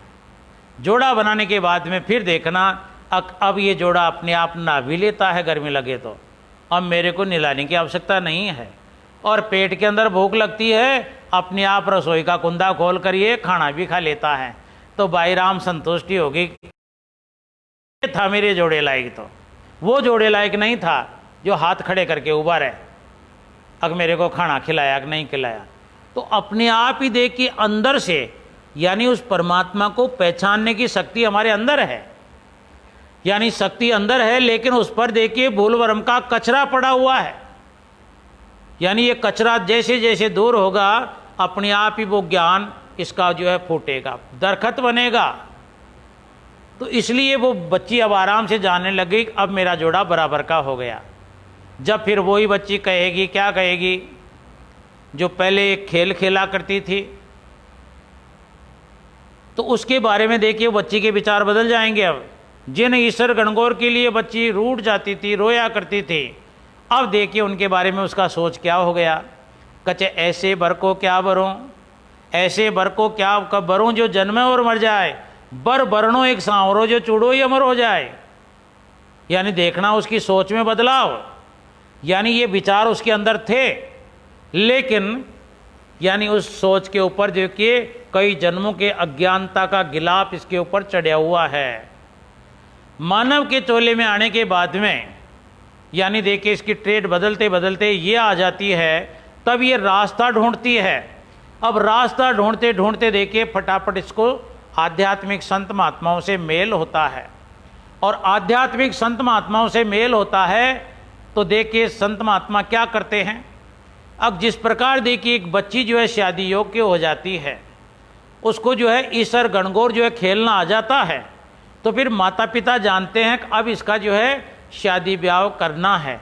ये बच्ची अब जो है धीरे धीरे सयानी हो रही है, अब ये जानती है अब ईश्वर जो है गणगौर का पति है, यानी उसकी भावनात्मक विचार माता पिता पहचानने लग जाता है। अब इसको देखिए इसका जोड़ा जो है बनाना है। अब जोड़ा देखिए माता पिता कैसा बनाएंगे। ये चलने फिरने वाली देखिए कोई मूसड़ जो नहीं चलने वाला है उसके साथ में इसकी सगाई नहीं करेगा, यानी 100% जो है इसकी ऊंचाई सही हो, जिसका शरीर मानव के से जैसा हो, रंग रूप देखता है, पढ़ाई लिखाई देखता है, उसकी क्वालिफिकेशन का अवलोकन करता है, यानी सारे मिला मिलकर इसकी सगाई कर देता है। और सगाई करने के बाद में इसकी शादी हो जाती है। शादी होने के बाद में अब बोई बाई जो है पहले वाले खेल जो ये खेला करती थी, गणगौर पूजना और भी जो है खिलौनों से खेलना, उनके बारे में जब इसकी शादी हो जाती है पति सुख इसको मिलने लग जाता है, सारे काम अपने आप पति अपने आप करता है, ये अपने आप करती है। तो तो उसके बाद में देखिए नीचे वाले काम जो पहले ये बहुत प्यार प्रेम से करती थी, हंसी खुशी के साथ अंजाम देती थी, उन कामों के बारे में सोचती है। ऐसे बर को क्या बरो जो जन्म वर मर जाए, बर बरनो एक सांवरो जो चूड़ो या अमर हो जाए, अब मेरा चूड़ा अमर हुआ है। तो इसलिए वो बाई फिर जो है संतुष्टि महसूस करने लग जाती है। इसी प्रकार जिस प्रकार माता पिता ने देखिए इसके लिए जोड़ा तैयार किया है, तो वही जो है ट्रेड बदलने के बाद में इस मनीराम को जब ये महसूस हो जाता है संसार मिथ्या, ये तो बनावटी है, तो ट्रेड बदलने के बाद में ये धार्मिक उपासनाओं के अंदर लगा, उसकी भी औकात इसको महसूस होती है। अब इसको तो मैं ही डोर को लाऊं, जब ये हिलता है अपने आप नहीं हिलता है। फिर ये आगे जो है रिसर्च जारी रखता है, फिर अपने आप संत महात्माओं का इसको यानी संगसाथ मिलता है। तो संगसाथ मिलने का मतलब है संत महात्मा क्या हैं, यानी बिचौलिए हैं। जिस प्रकार बिचौलिए आदमी यानी बच्चे बच्ची का जोड़ा बनाकर उसकी शादी करवाता है, इसी प्रकार संत महात्मा, आध्यात्मिक संत महात्मा इस आत्मा के परमात्मा के बीच में मिलाने वाले बिचौलिए हैं। देखना संत महात्मा क्या है, यानी आत्मा कहाँ है, इसका परमात्मा कहाँ है, इस जोड़े को बनाने के लिए जिस प्रकार हमारे जो है पटेल पांचा मिलकर जो है जोड़ा फिक्स करते हैं, गोतनाथ मिलाते हैं, इसी प्रकार संत महात्मा देखिए गोतनाथ मिलाने वाले हैं। गोतनाथ क्या होते हैं? अब वो परमात्मा को ये आत्मा अगर चाहती है तो इसको बदलाव क्या करना पड़ेगा, इसको बदलाव क्या करना पड़ेगा, इसको दुल्हन कैसे बनना पड़ेगा। तो इसलिए देखिए आप वाणी के अंदर साफ साफ लिखा पड़ा है, ये आत्मा तेरे को आवश्यकता है उस पति परमात्मा की, अगर उससे मिलना चाहती है, सदा देखिए तेरा जैसा हम सकल यानी तेरे को बराबर का जो है जोड़ीदार चाहिए, तो तेरे को देखिए क्या करना पड़ेगा। इसलिए संत महात्मा उसको बताते हैं, हे आत्मा लगन चौंदड़ी पैर सुहागण, लगन चौंदड़ी पैर सुहागण प्रेम की पटड़ी पाड़ो। जिस प्रकार एक जो है सुहागण भागण जिसकी शादी हो जाती है, वो देखिए दुनिया भर का जो है अपने शरीर का मेकअप करती है, नए कपड़े पहनती है, और भी देखिए नहाना धोना साफ सुथरा रहना, यानी इन कामों के अंदर उसको बदलना ही बदलना पड़ता है। तो इसी प्रकार वो बिचौलिए संत महात्मा इस आत्मा को परमात्मा जो है यानी आत्मा से मिलाने के लिए, उस परमात्मा को आत्मा से मिलाने के लिए इस आत्मा में जो कमियां हैं उनको दूर करवाने का काम करते हैं। सत्संग क्या है? सत्संग क्या है इसको समझिए। सत्संग से कोई धन दौलत नहीं मिलेगा, सत्संग से कोई ऐसा आराम नहीं मिलेगा। सत्संग के अंदर जब जब हम संत महात्माओं के पास में जाएंगे, फटाफट हमारी आत्मा को तैयारी करवाते हैं। अब वो परमात्मा नाम का आनंद हमको कैसे मिले, वो परमात्मा कहाँ है, उसे हम कैसे मिल सकते हैं, यानी वही जो है सत्संग के अंदर हर संत महात्मा जो है वही ज्ञान देने की कोशिश करता है। अब आप लोग देखिए, पहले अपने मैल को उतारो। मैल जो हमारे अंतःकरण के ऊपर छाया हुआ है, अंतःकरण वो शीशा जिसके अंदर देखने से अपने आप ही जो तस्वीर नजर आवे, वो शीशा हमारे अंदर लगा हुआ है। लेकिन अनेक जन्मों से उस शीशे के ऊपर धूल धमासा, धूल कंकर पत्थर जमे हुए हैं, यानी गंदगी का आलम जो है हमारे दर्पण के ऊपर जमा हुआ अंतःकरण के ऊपर है। तो अंदर अंतःकरण के ऊपर कचरा कौन सा जमा हुआ देखना, उसके जिस प्रकार हमारे आंगन के अंदर पत्ते पड़ जाते हैं, धूल पड़ जाती है, और भी देखिए दुनिया भर का कचरा पड़कर हमारा फर्श जो है बिल्कुल बिना दिखने वाला बन जाता है। इसी प्रकार हमारे अंदर जो परमात्मा की जो है शक्ति बैठी हुई है, उस शक्ति के ऊपर जो कांच लगा हुआ है, जो आवरण है, उसके ऊपर काम क्रोध लोभ मोह अहंकार ईर्षा का जो है यानी लेप लग गया, एक कचरा जम गया। इस कचरे के ऊपर सत्संग में संत महात्मा बताते हैं तो डेली जो है झाड़ी बुआरी कर, यानी अपने आप झाड़ी बुआरी का कचरा बुहार, यानी काम क्रोध लोभ मोह अहंकार ईर्षा, इसको जो है धीरे धीरे तू इनको निकाल।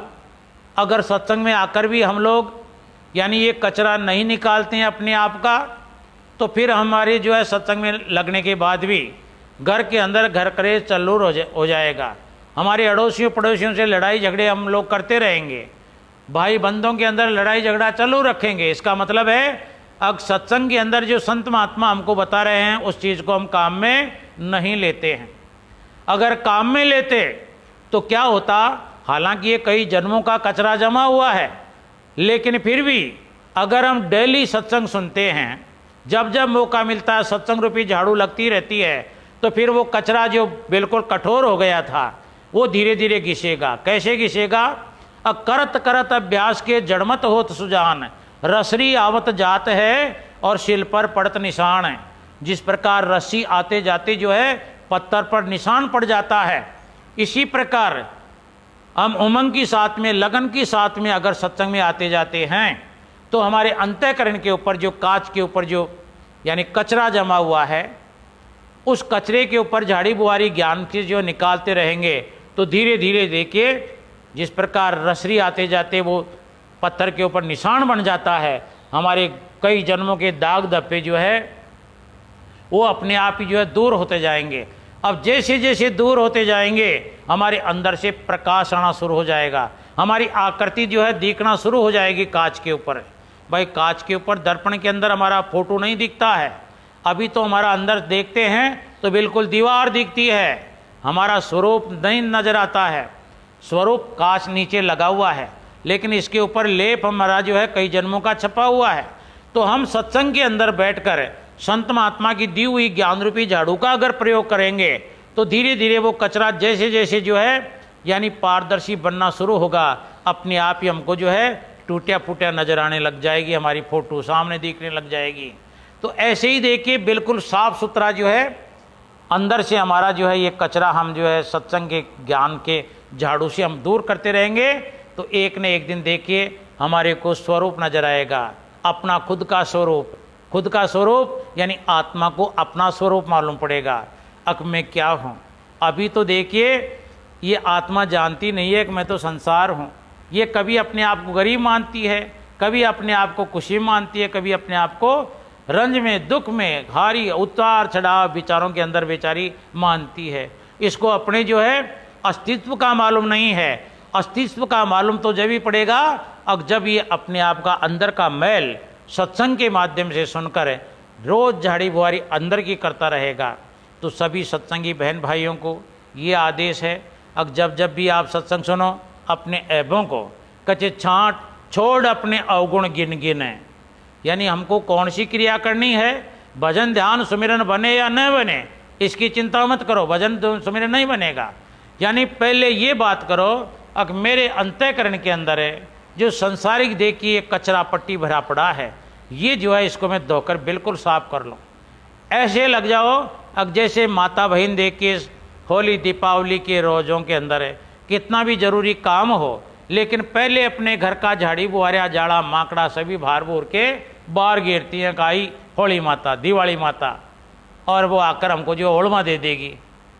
यानी डर पैदा करो, खौफ पैदा करो। सत्संग के अंदर आते हो आप लोग, डर पैदा करो।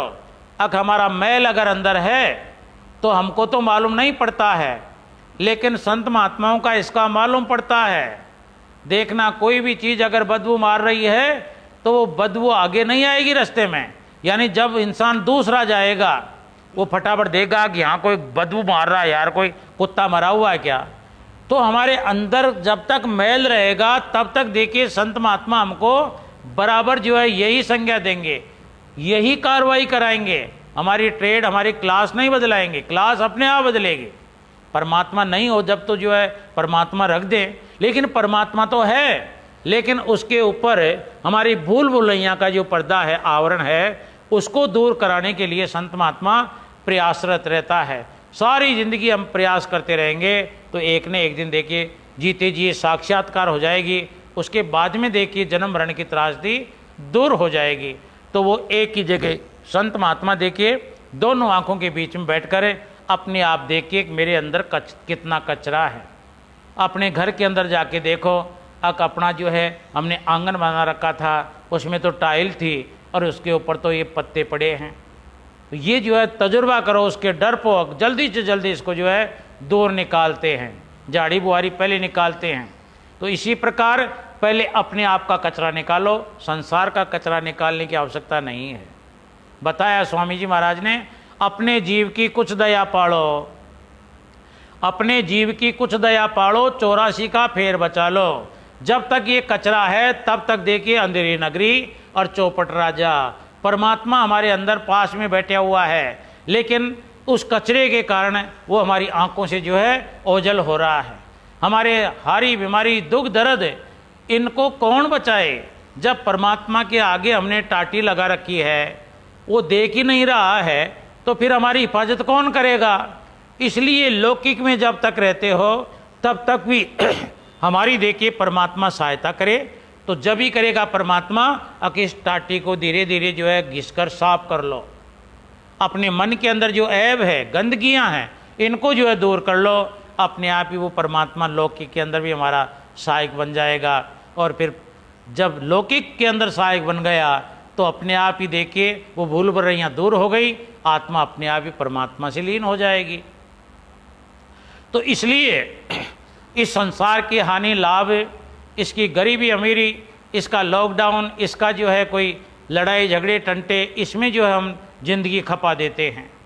इससे क्या है, आत्मा के तो जो है बेचारी जो है बेचैन रहती है, लेकिन ज़्यादा दुखी मन रहता है।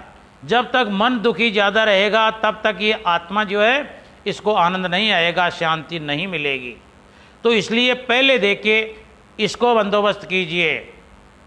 जिस प्रकार एक जो है कोई भी जानवर खरीद कर लाते हैं, एक गाय खरीद कर लाते हैं, गाय ज़्यादा भागती है तो उसके बछड़े को पकड़ लो, अपने आप ही वो गाय उसके पीछे पीछे आ जाएगी।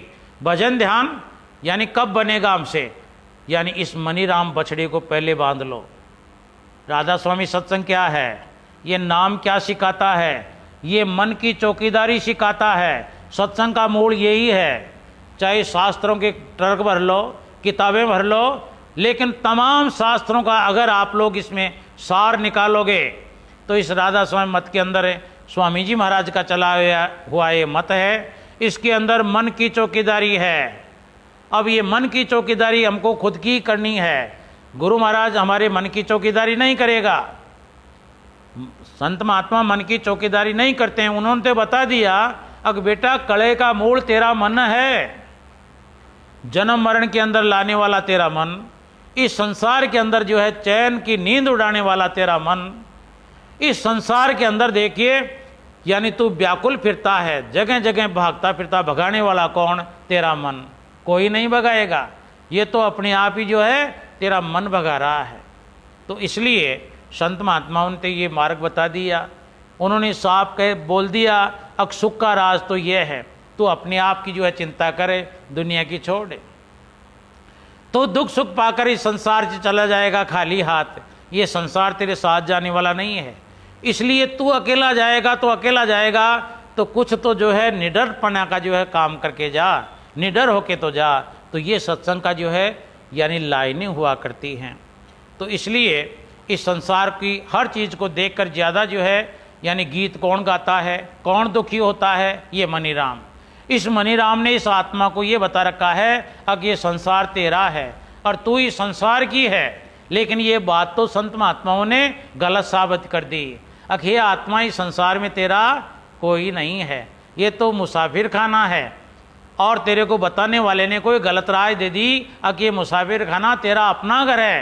तेरा अपना घर तो सतदेश में है, ये घर तो किसका बताया है? कच्चे ये तो घर है काल का। संतों ने क्या बताया है? संतों ने इस आत्मा को समझाया है, ये तो घर है काल का, घर अपना मत जान। अपना घर किसने बता दिया? इस मनीराम ने बता दिया। ये तेरा बाड़ा है, ये तेरा मकान है, ये तेरी जमीन है, ये तेरा कुटुंब है, ये तेरा परिवार है। तो इसलिए संतों ने क्या कहा है? ये तो घर है काल का और घर अपना मत जान। ये तेरा घर नहीं है, तेरा घर तो जो है सतदेश में है। यही तो बात संत महात्माओं ने बताई थी बेचारों ने। तो अब हमारा जो है सत्संग से जितने भी भाई बहन जुड़े हैं उनको करना क्या है? इस मन की चाल को निरखनी है। ये देखिए मेरे को दुखी क्यों करता है, कौन से गलत जो है संदेश मेरे को देता है जिनके कारण मैं जो है दुखी सुखी रहती हूँ। रात को नींद लेने की होती है, लेकिन क्या कारण है, किसने जो है मेरे ऊपर धावा बोला, मैं जो है आती है। तो देखना आप लोग, आपका मन ही पकड़ में आ जाएगा। ये मन नाचना चाहेगा, कल ऐसे करूंगा वैसे करूंगा, यानी शेख छिल्ली की तरह जो है यही घुमाता हुआ मिल जाएगा। तो इसलिए सबसे बड़ा चोर है, दुख देने वाला अगर कोई प्राणी है तो हमारा मन है। तो पहले हमको क्या करना है, अपने मन की चौकीदारी करनी है। ये मन बोलता है कि ये संसार तेरा है, इसको हाथ जोड़कर बता दो कि ये संसार तो बेटा जी मेरा तो नहीं है, क्योंकि मेरे पीछे तो कच्चे बहुत से आकर चले गए और कुछ जाने को तैयार है, कई तो छोड़ छाड़ के चले गए और मेरे भी जो है यानी अब जो है सास खास हो गया, अब मैं भी जाने को तैयार हूँ। मैं तो छोड़ जाऊंगा तो तू मेरे को क्यों बताता है, गलत राय देता ही क्यों है। इसे संघर्ष करो मन से, और संघर्ष करके संत महात्मा जहाँ पर बताते हैं वहाँ पर अपने आप के ख्यालों को डांटो, इस मन के कहने के मुताबिक मत भागो। क्या बताया है, अक मन ने मार सुरत ने डांटो रे। जब तक आपका मन नहीं मारोगे, मन को आप लोग कंट्रोल में नहीं करना सीखोगे, तब तक आप भजन नहीं कर सकते। आप संत महात्माओं के सत्संग में जाने के बाद भी गुणगान तो कर गीत गाने लग जाओगे, आओ वहाँ ऐसा है वहाँ ऐसा है, लेकिन आपकी सुरती ये एकत्रित नहीं होगी, इसकी एकाग्रता नहीं आएगी। जब तक ये मनीराम यानी मनीराम आप सत्संग में भी जाते हो, संत महात्माओं के दर्शन पर्शन भी करते हो तो ठीक है, दर्शन कर लिया संतुष्ट हो जाओ, लेकिन निबंध मत रटो। निबंध रटना, चाहे घर के निबंध रट लो, चाहे परिवार के निबंध रट लो, चाहे संत महात्माओं के निबंध रट लो, इससे जो है आत्मा की वृत्तियां फैलती हैं। यानी भजन ध्यान सुमिरन के अंदर तो देखिए बाहरी निबंधों को बिल्कुल भूलना पड़ेगा। चाहे सेवा का निबंध पढ़ लो, यानी इंसान करता है, अब मैं इतने दिन सेवा करके आ गया, ये निबंध पढ़ लिया, क्या किया वहाँ पर, ये किया, नालियाँ साफ की, बाटे फोड़े, रोड बना दी। अरे फिर भजन में बैठ कर देखना, फटाफट तेरा मन वहीं चला जाएगा। चट्टू चट्टू जो है थोड़ी सी रोड़ी फोड़ता रहे, करना देखना तू। और जितने भी उचंती तू जो है बढ़ाई फेंकता है, बस वो बढ़ाई में फूल जाएगा। आओ कहते मैंने तो पा लिया, मेरे को जो है अब आत्मा की एकाग्रता करने की आवश्यकता क्या है। जाने गुरु महाराज, अरे नहीं नहीं, गुरु महाराज के भरोसे मत छोड़ना, वो भी बेचारे जो है तेरी तरह भजन भक्ति करते हैं, वो भी देख के इस काम को जो है अब भी शुरू कर रखे हैं।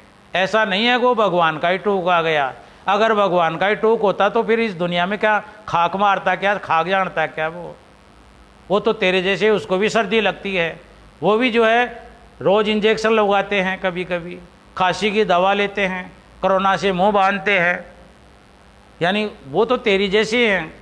तो कहने का मतलब है अब इनका बाहरी निबंध रटने से तेरा भजन भक्ति कबूल नहीं होगा, उल्टा तू जो है यानी जो है वो बन जाएगा, आलसी बन जाएगा।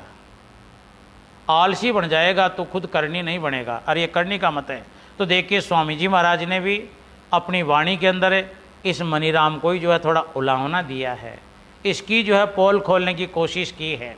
देखिए क्या बात बताई है स्वामी जी महाराज ने अपने शब्द के अंदर है, अरे मले देख कहाँ संस, अरे मले देख सारे झूठे भर में हुआ मारे झूठे भर में हुआ मारे भरे तेरे मन में हे विकार भरे तेरे मन में सवे विकार जतन से इनको दूर आरे जतन से इनको दूर। देखिए सत्संग तो खुली किताब है, इसमें कहीं भी कोई जो है अंधेरे की बात नहीं है। स्वामी जी महाराज ने तो साफ बात बता दी। अब जितना भी दुख सुख हम दबे पड़े हैं, महाराज मेरे पास वो नहीं है, वो क्या करूँगा, कैसे करूँगा, यानी ये सारा दुख ये मनीराम का ही उपज है। इसकी आप लोग जब तक सुनते रहोगे कभी आप लोग जो है अपने प्रिय से भी हंसकर बात नहीं कर सकते। एक जने के पास मिलने के लिए चले गए, बहुत दिन हो गए 3-4 महीने, लेकिन वहाँ जाने के बाद भी जो है सामला कुछ बोले जा रहा है और मैं अपने ही नाचने अपने ही गोदरे सी रहा हूँ। फिर सामला बोलता कहाँ बह गए, और महाराज मैं तो पता नहीं, उसको फिर चेत होता है। तो कहने का मतलब मनीराम जो है उन तमाम कमियों के भजन करना शुरू कर देता है। तो न तो कोई सामने मिलने वाले से अपना प्यार प्रेम जो है खिलेगा, यानी प्यार प्रेम जब खिलेगा, अब देखिए हम मन को कंट्रोल में करके फिर किसी से मिलेंगे तो हमारी बातों के अंदर मन का सहयोग होगा तो बात का आनंद आएगा। और अगर मन कंट्रोल में है, सामने वाले की बात सुनने से ऐसा मालूम पड़ेगा जैसे मैं अमृत की घूंट ले रहा हूँ।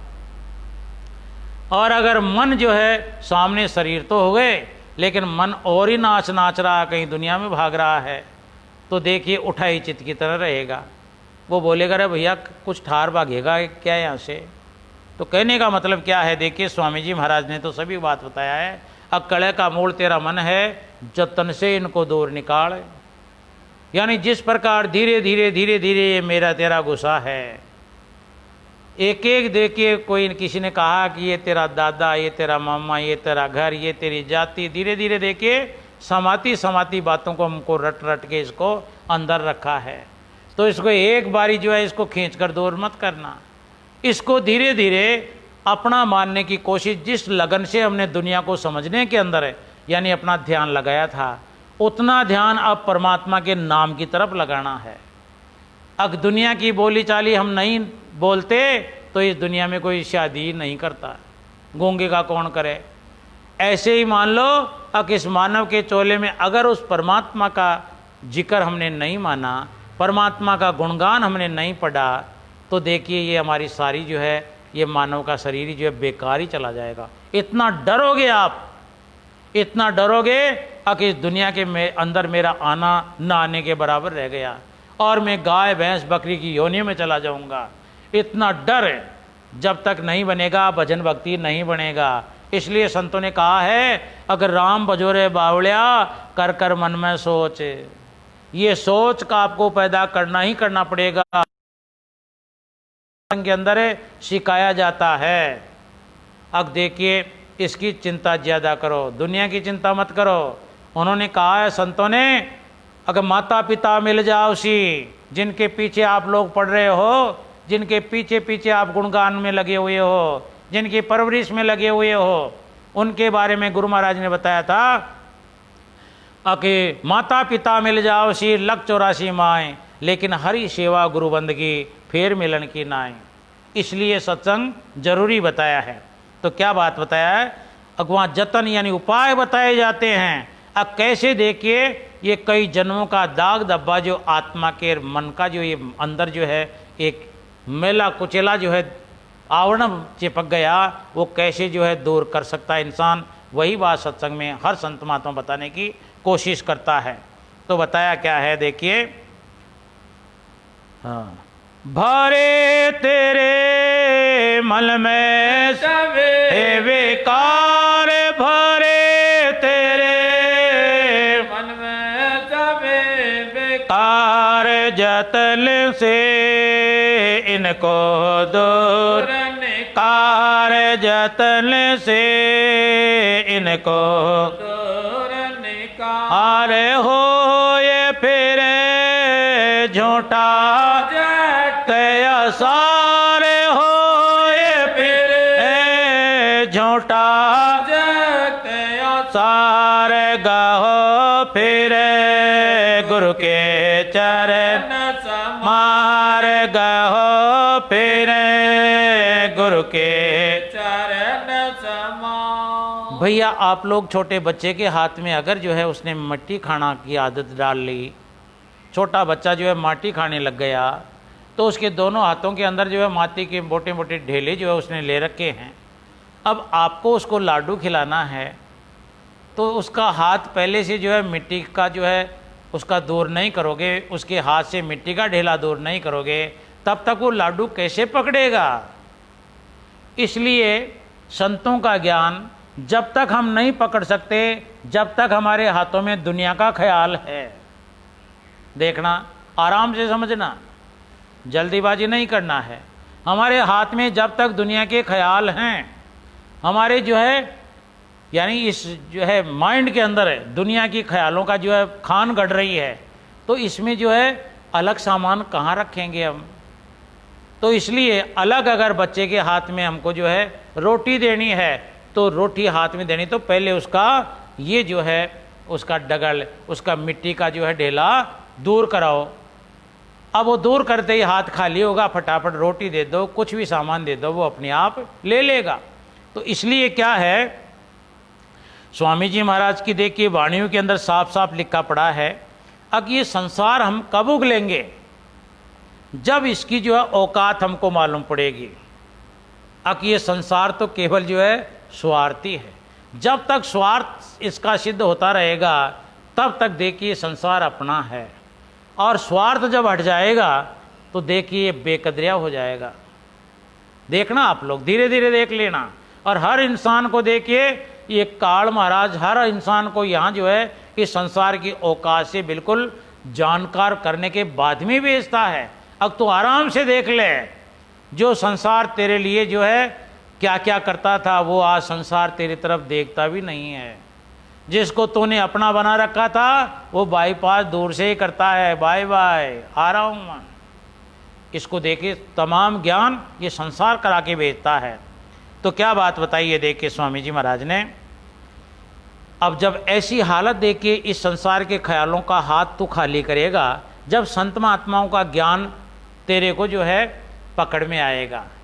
क्या बताया स्वामी जी महाराज ने, हाँ, मिले तब उनसे हमें अपार, मिले तब उनसे नाम पार, देख फिर घट में मोक्ष द्वार, देख फिर घट में मोक्ष द्वार, चलो फिर शब्द विचार विचार, चलो फिर शब्द विचार विचार, पाओ एक शब्द सारे का सारे, पाओ एक शब्द सहारे का सारे, पड़े क्यों भटको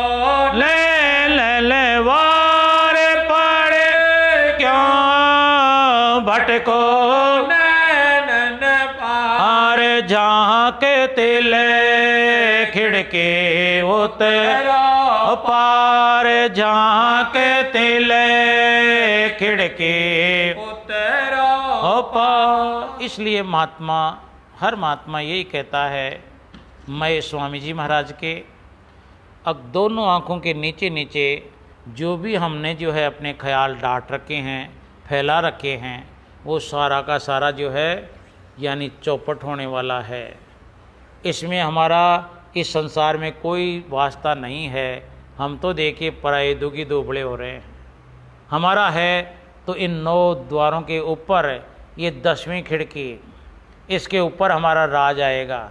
हमारी आत्मा का देश यहाँ से शुरू होगा। इसके नीचे नीचे ये तो पराये देश की पराई चीज़ों के लिए हम जो है दुख सुख के अंदर फोड़े में पड़े हुए हैं।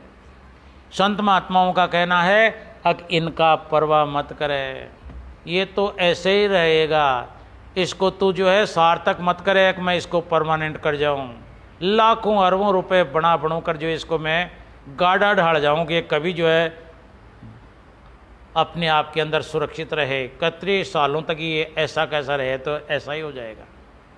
ये तो जो है इसकी तो हालत यही रहेगी। अब जैसे सुबह उगता है शाम को अस्त होगा, फूलता है फूल कुमलाने की आदत है, यानी ये तो यही रहा है। जन्मता है उसको मरना ही मरना पड़ता है। इसमें तू जो है कारीगरी लगाने के चक्कर में अपना वक्त खराब मत करे, तो लाग जा अपने ख्याल में। जो तेरा सामान है, जिसके लिए तू कई जन्मों से इस आत्मा बेचारी भटक रही है, वो सामान जो है तू चालू कर। राधा स्वामी। करूं बेनती दो कर जोर अर्ज सुनो राधा स्वामी मोरे सत पुरुष तुम सतगुरु दाता सब जीवन के पित और माता दयादार अपना कर लीजिए काल से न्यारा कीजिए सतयुग त्रेता द्वापर बीता काहुल अणि शब्द की हिता कल युग में स्वामी अविचारे पर घट करके शब्द पुकारे जीव काज स्वामी जग में आए भव सागर से पार लगाए तीन छोड़ चौथा पद देना सत नाम सत गुरुगत चेना जगमग होते उजियारा गगन चंद्र निहारा शीत सिंह असल छत्र विराज अलहद शब्द गहवे आजे क्षर अक्षर निक्षर पारा विनती कर जहाँ दास तुम्हारा लोक पाओ सुख धाम चरण शरण दीज हम लोक अलोक पाओ सुख धाम चरण शरण दीजो विश्राम करूं बिनती दो कर जोरी अर्ज सुनो राधा स्वामी जी मो